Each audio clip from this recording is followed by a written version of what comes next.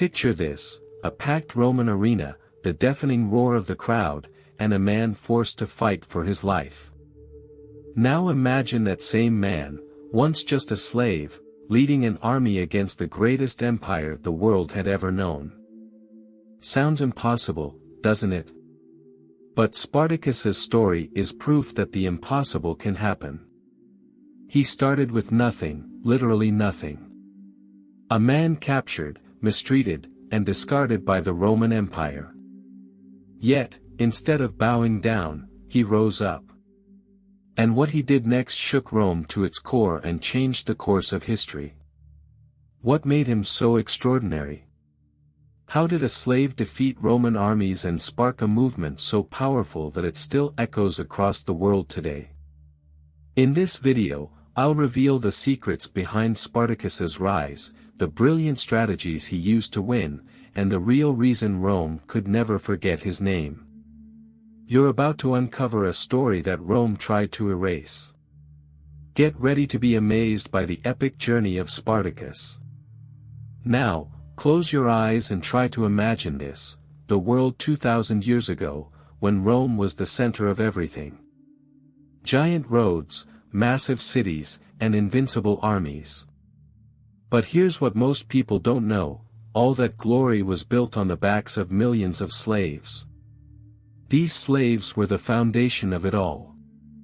They farmed the fields, built the monuments, and even fought in the arenas to entertain the Roman people. Every battle Rome won brought more prisoners, who were quickly turned into slaves. And that's how Spartacus, a Thracian warrior captured in combat, entered the story. Spartacus wasn't sent to just any camp. He was taken to a gladiator school in Capua. Now, think about this, this school was nothing like a place of learning. It was more like a brutal prison. Gladiators trained every day to fight to the death in massive arenas, where crowds gathered for what was essentially the Super Bowl of ancient times, except far more violent and bloody. But Spartacus wasn't just physically strong, he was smart. While other gladiators accepted their fate, he started to observe. He studied the Roman guards who watched over them, analyzed the routes, and began to think of something that seemed impossible: what if he could escape? And not just escape alone, but bring others with him. Before we dive deeper, don't forget to like, subscribe, and join us on this journey to reach our goal of 1,000 subscribers. Together, we can keep sharing these incredible stories. Can you feel the tension building? Imagine what must have been going through the minds of these men. They knew that if they tried to escape and failed, the punishment would be brutal. Yet, Spartacus managed to convince a group to follow him. They weren't just running away, they were fighting for something Rome could never give them: freedom. This was the moment the revolt sparked into life. It was like a spark in a powder keg. Rome thought these slaves were just tools, without voices or power. But they were about to learn how very, very wrong they were. And here's the most incredible part: Spartacus wasn't just a gladiator on the run. He was about to become a leader, a symbol of resistance. But how did he turn a group of slaves into a force so powerful it made Rome tremble? That's what comes next. Now picture this, it's a dark night in Capua. The air is heavy, the faint glow of torches barely illuminates the cobblestone streets, and the silence is broken only by the distant footsteps of Roman guards. Inside the gladiator quarters, there's a tension so thick you can almost feel it. Amid whispers and furtive glances, a group of men is planning the unthinkable: escape. At the center of it all is Spartacus. He doesn't speak often, but when he does, everyone listens. His gaze isn't that of a defeated man, it's the gaze of a leader. He raises an improvised knife and says firmly, "They think we're animals for their spectacle. Tonight, we'll prove we're more than that. We'll fight, not for survival, but for freedom." And then it happens. When the guards least expect it, Spartacus and the others strike. The sound of battle erupts into the night, the clash of makeshift weapons against swords, the startled cries of guards, and the heavy breathing of gladiators fighting as if their lives depend on it. Because they do. Does this resonate with you? Leave a 1 in the comments if it does, or a 0 if you have a different perspective. Share your thoughts, we'd love to hear them. Now, imagine the adrenaline. You're one of them. Every strike you land, every step you take, is a step closer to freedom. When the dust finally settles, the impossible has happened, Spartacus and his men have won. They're out, free, at least for now. But Spartacus doesn't stop there. He could have run far away, hidden himself. But he doesn't. He looks at the others and says, "This is just the beginning. There are many more like us, waiting for a chance. Let's give them that chance." And so, the revolt grows. From a small group of gladiators armed with kitchen knives and wooden sticks, Spartacus begins to build a true army. Slaves from nearby farms join them, bringing what they can, strength, courage, and hope. Every new victory sends a message to Rome: you don't own us anymore. Rome. At first, they laughed. A band of slaves? They're nothing.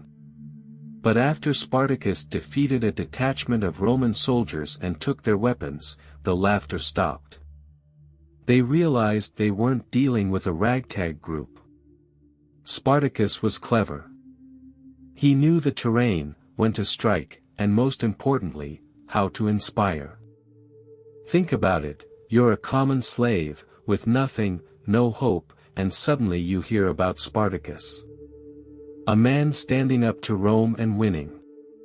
Wouldn't you drop everything to follow him? Many did exactly that. Spartacus's army grew from dozens to thousands. When it came time to decide the next move, Spartacus made a choice that changed everything. He could have led his group to the Alps and escaped to freedom. But he chose to stay. Why? Because he knew the fight wasn't just about him. He wasn't just running, he was sending a message. That was the moment Rome realized they had a serious problem. What they did next is shocking. But the real question is, how did Spartacus keep his rebellion alive against such overwhelming odds? And what did he do that still inspires millions today? Stay tuned, because the best is yet to come. Close your eyes and picture this scene: dawn breaks over the hills, shrouded in a light mist. But instead of silence, the air is filled with sound.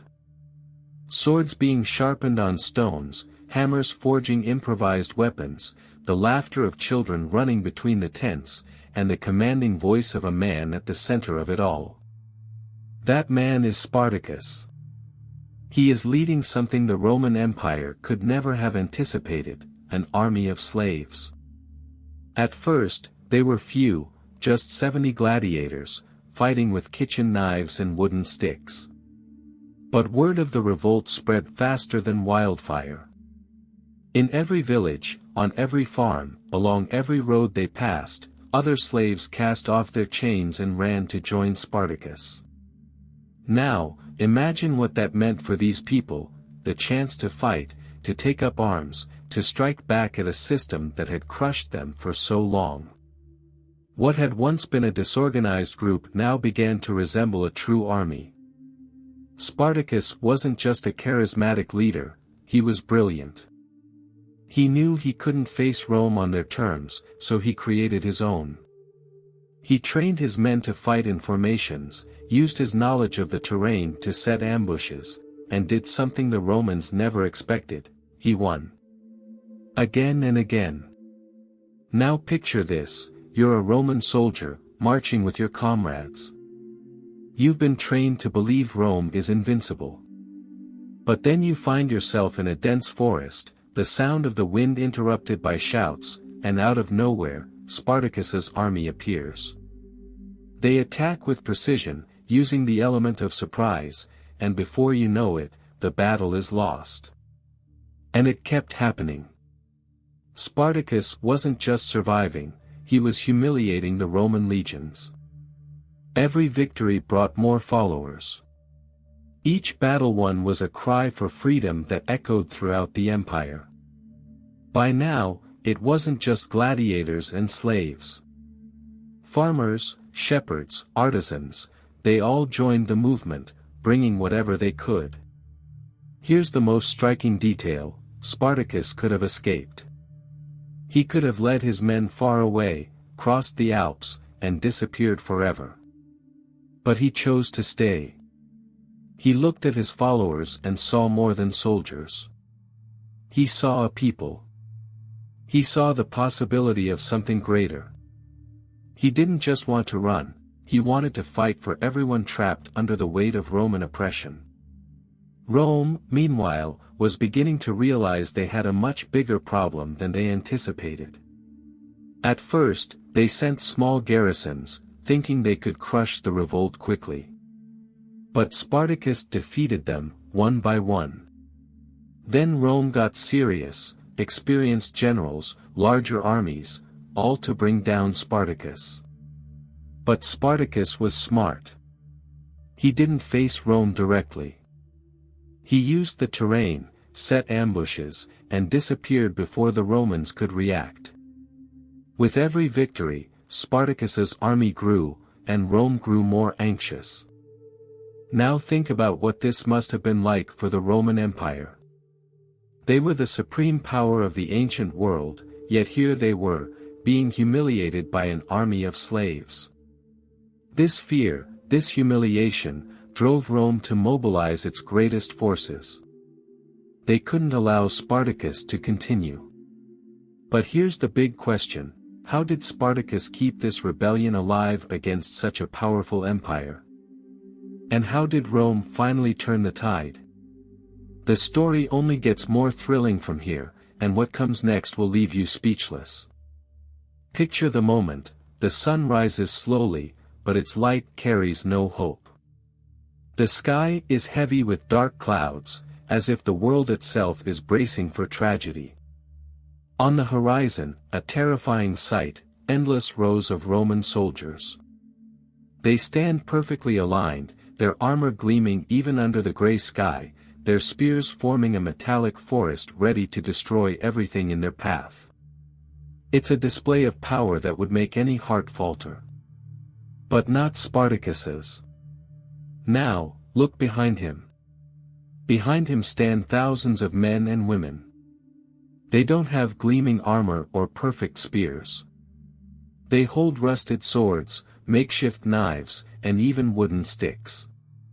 These are slaves, exhausted, wounded, but standing tall.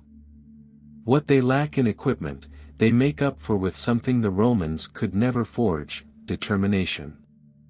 They look to Spartacus, and in their eyes, there is hope. Spartacus walks among them, saying nothing, but his presence speaks volumes. He stops at the top of a hill, raises his sword, and shouts, "Today, we fight not for victory, but for freedom. Today, we die as free men, not as slaves." His cry is followed by a roar that echoes through the hills, a roar so fierce it makes even the Roman soldiers hesitate for a moment. The battle begins with the deafening blast of Roman trumpets. The ground shakes as the legions advance, their steps synchronized like an unstoppable machine. On the other side, Spartacus's army charges too, but differently. It's a wave of passion, desperation, and raw strength. When the two forces collide, the impact is so intense it feels as if the very earth might split apart. Now, imagine being in the middle of it all. Dust blankets everything. You can barely see, but the sound is everywhere. Swords clashing against shields, cries of pain, orders shouted in every direction. Your heart pounds in your chest like it's about to burst. And then, In the midst of the chaos, you see Spartacus. He's at the front lines, fighting like a lion. Every strike he delivers, every Roman soldier he takes down, inspires those around him. But Rome's strength is overwhelming. Crassus, the Roman general, isn't just experienced, he's ruthless and calculating. He orders his troops to encircle Spartacus's army, cutting off any chance of escape. The pressure builds, and you feel the noose tightening. Yet no one retreats. Everyone keeps fighting, knowing this is their one chance to show the world they are more than slaves. They say Spartacus made one last desperate move. He charged directly into the Roman lines, aiming to reach Crassus. Picture this, a man against thousands, carving a path with powerful blows, determined to face the enemy leader head-on. But he never made it. The Romans surrounded him, and in that moment, the battle was lost. When the combat finally ended, the battlefield was a sea of bodies. Rome had won, but at what cost? Spartacus fell fighting, but his body was never found. For Rome, it was a victory, but for his followers, he became immortal. What Rome did next was an attempt to erase every trace of the rebellion. Crassus ordered the crucifixion of 6,000 survivors along the Appian Way, the empire's main road. Imagine that, miles upon miles of crosses, a sight so brutal it must have frozen the blood of anyone who passed by. It was a warning, a clear message: do not defy Rome. But here's what Rome didn't foresee: even in defeat, Spartacus became more powerful than ever. He stopped being just a man and became a legend. His story inspired generations to rise up against oppression, to believe that even the humblest can challenge giants.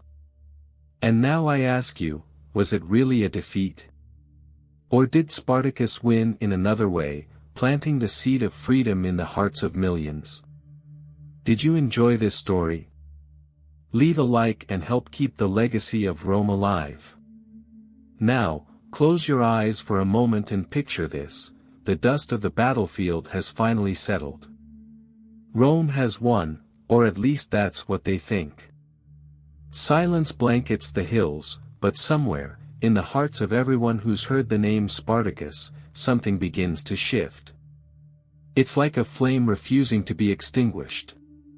Spartacus may have fallen, but he left behind something even the greatest empire in the world couldn't destroy: an idea. The idea that freedom is worth any sacrifice. He proved that even the humblest of men, those Rome considered disposable, can rise up and challenge giants. Now imagine living in Rome during that time. You're a senator, seated comfortably in your villa, but you can't shake the fear Spartacus's revolt ignited. Because he wasn't just a man, he was the leader of a movement that made the greatest empire in history tremble.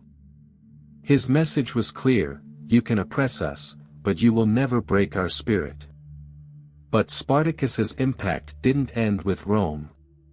His story transcended centuries, becoming a beacon for every fight against oppression. Think of any moment in history where ordinary people stood up against unjust systems of power: the American Revolution, the Civil Rights Movement, the struggle for independence across nations. Each of these movements carries a piece of Spartacus's legacy. Now think about this: what makes a man a legend? Is it his strength? His victories? Or is it the impact he leaves on the world? Spartacus didn't have a perfect army, riches, or political power. All he had was his courage and his will to fight. But that was enough to inspire entire generations. Today, you see Spartacus's name in books, movies, and even modern resistance movements around the globe. He's become a universal symbol. Every time someone stands up against oppression, no matter how impossible the odds, it's as if Spartacus is right there, fighting alongside them. And now, the most important question: did Spartacus lose? Yes, he was defeated on the battlefield. But what if his true victory wasn't over Rome? What if his victory was over fear, submission, and silence? He showed the world that the desire for freedom is something no one can crush. So, I ask you, what will you do with this story? Will you let it remain in the past, or will you draw inspiration from it to face your own challenges? Because in the end, Spartacus teaches us that even when everything seems impossible, the courage of one person can change the world. Share your thoughts in the comments. How does Spartacus's story inspire you? And if this story moved you, share this video. Let's make sure Spartacus's legacy lives on, because the fight for freedom should never be forgotten.